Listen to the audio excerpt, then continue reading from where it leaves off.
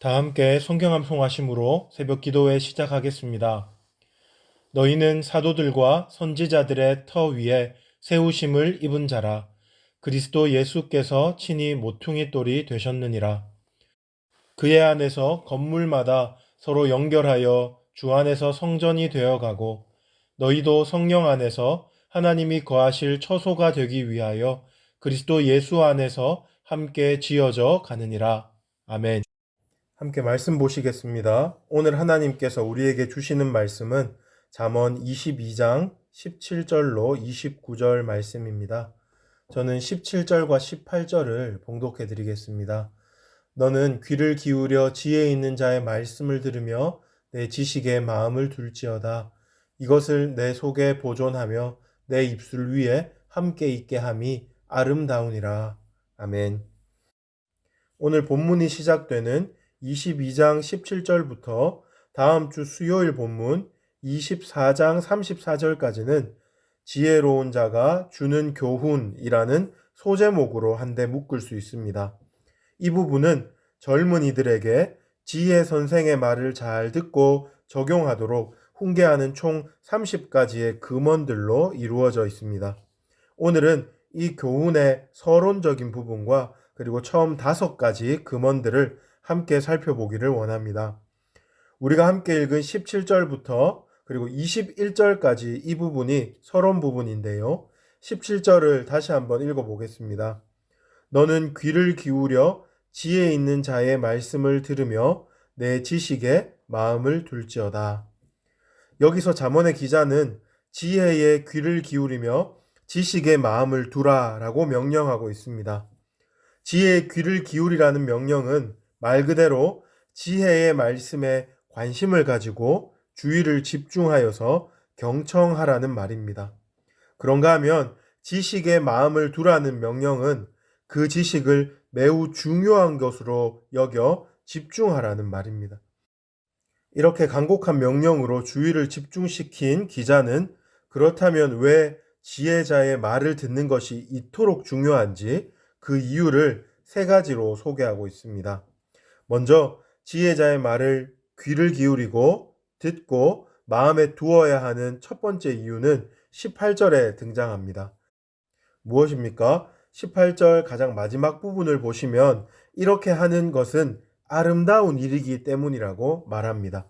여기서 아름답다는 말의 본뜻은 삶의 낙, 곧 즐거움이 있다라는 것입니다. 삶에서 즐거움이 있고 없고는 매우 큰 차이를 만들어냅니다. 작은 즐거움이라도 매일 그것을 누리는 사람은 행복한 인생을 살지만 그러한 즐거움이 전혀 없는 사람은 아무리 가진 것이 많고 건강하다고 할지라도 불행합니다. 무엇이 우리의 인생에 참된 즐거움을 줍니까? 오늘 본문은 그것이 바로 하나님의 지혜라고 말합니다. 다른 것들은 잘못 누리다 보면 정신과 건강을 망치는 중독으로 우리를 이끌 수 있습니다. 하지만 하나님의 지혜는 건강한 정신과 건강한 육체를 만들어내고 그것으로 말미암아 우리를 참된 기쁨과 즐거움으로 이끌 수 있다는 것을 반드시 기억할 수 있기를 바랍니다. 그런가 하면 지혜자의 말씀을 들어야 하는 2번째 이유는 19절에 등장합니다. 19절 내용을 정리해 보면 이렇습니다.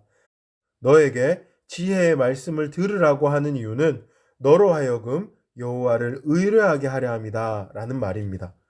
우리는 여호와를 의뢰하는 인생이 얼마나 복된지 잘 알고 있습니다. 하나님을 업신여기는 교만은 패망의 성봉이며 넘어짐의 앞잡이이지만 여호와를 의뢰하는 것, 즉 여호와를 경외하고 그분을 신뢰하는 것은 우리를 생명의 삶으로 이끌어 줍니다. 그러므로 우리는 지혜자의 말을 잘 경청하고 여호와를 의뢰하는 삶으로 나아가야 하겠습니다. 마지막 3번째로 지혜자의 말씀을 잘 들어야 하는 이유는 21절에 또한 나오는데요. 개역 개정 성경보다 쉬운 성경이 이 21절이 의도하는 바를 잘 드러내고 있는 것 같아서 저는 쉬운 성경으로 21절을 한번 읽어드리겠습니다. 바르고 신뢰할 수 있는 말씀으로 너를 가르쳐 너를 보낸 자에게 올바르게 대답할 수 있게 하였다.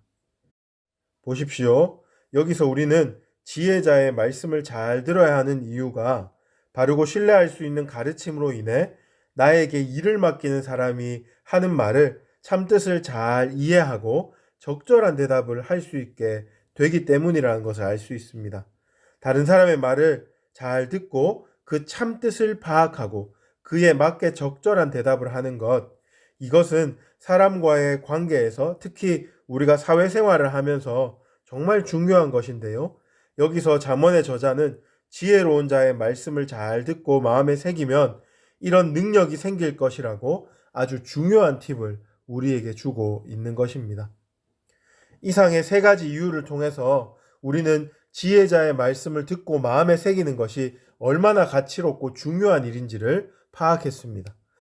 이를 통해서 우리는 우리에게 주어진 인생을 허투루 살지 않고 가치 있고 복되게 살려면 지혜자의 말씀을 반드시 경청해야 한다는 것을 배웠습니다. 그렇다면 이제 본격적으로 지혜로운 사람의 30가지 가르침을, 30가지 가르침을 함께 살펴보겠는데요. 오늘은 5가지만 보겠습니다. 시간 관계상 본문을 꼼꼼히 살피기보다는 제목 중심으로 한번 이 5가지를 나열해 보겠습니다. 첫째로 지혜자는 22절로 23절에서 약한 자의 것을 가로채거나 공고한 자를 부당한 재판을 통해 압제하지 말라라는 가르침을 주고 있습니다. 이렇게 말하는 것은 왜냐하면 여호와 하나님은 약한 자들을 긍휼히 여기시는 분이기 때문입니다. 세상의 가치관은 약육강식, 적자생존을 너무나 당연한 것으로 받아들이지만 우리 하나님은 인격적인 분이셔서 약자의 억울함을 신원하기를 기뻐하십니다. 둘째로 지혜자는 24절에서 화를 잘 내는 사람과 사귀지 말라라고 교훈합니다. 그리고 덧붙여 25절에 화를 잘 내는 사람과 사귀면 어떤 어려움에 빠지게 될 것인지를 설명해 주는데요. 그러한 자와 사귀면 그의 분노가 나에게도 전염이 되어 영혼이 올무에 빠지게 된다고 경고합니다. 세 번째로 지혜자는 26절로 27절에서 남의 빚에 보증을 서지 말라라고 매우 실제적인 교훈을 주고 있습니다. 앞서 지혜자는 약한 자를 긍휼히 여기라고 분명히 말씀했는데, 그렇다면 부유한 자가 돈을 더 많이 벌기 위해서 자기의 이익을 위해서 빚을 지는 경우가 아니라 가난한 자가 자기의 생계를 위해서 빚 보증을 요구할 때는 어떻게 해야 하는가, 이런 부분은 조금 더 신중하게 고민해 보아야 할 필요가 있겠습니다. 그러나 27절의 지혜자의 경고는 우리가 분명히 마음에 새기고 넘어가야 합니다. 27절 보십시오. 만일 갚을 것이 내게 없다면 내 누운 침상도 빼앗길 것이라 네가 어찌 그리하겠느냐. 여기서 지혜자가 경고하는 바는 과도하게 인정에 이끌리거나 책임을 질 수 없는 상황에서 보증을 서는 행위는 오히려 나의 삶을 망가뜨릴 수 있다는 것, 그것을 말하고 있습니다. 우린 이것을 꼭 기억할 수 있어야 하겠습니다. 네 번째로 지혜자는 28절에서 내 선조가 세운 옛 지계석을 옮기지 말라라고 경고하고 있습니다. 이것을 쉽게 말하면 약한 자의 땅이라고 해서 함부로 침범하여 빼앗지 말라라는 교훈입니다. 마지막 5번째 교훈은 29절에 등장하고 있습니다. 이것을 한마디로 정리하면 자기의 일에 능숙한 사람이 되라라는 것입니다. 여기서 능숙하다는 것은 뛰어난 혹은 성실한으로 번역할 수 있는데요. 말 그대로 하나님이 나에게 맡겨주신 일에 있어서 최선을 다해 실력을 키우고 그것을 성실하게 감당함으로 좋은 성과를 거둘 수 있어야 한다는 말입니다. 우리가 여기서 굳이 루터의 직업 소명설 같은 개념을 꺼내들지 않아도 이처럼 성실한 태도가 우리의 삶을 얼마나 윤택하게 만들어주는지 너무나 잘 알고 있습니다. 지금까지 우리는 지혜로운 자의 교훈을 듣는 것이 왜 그토록 중요한지에 대한 이유를 다룬 서론의 말씀과 그리고 처음 5가지 금언에 대해서 함께 살펴보았습니다.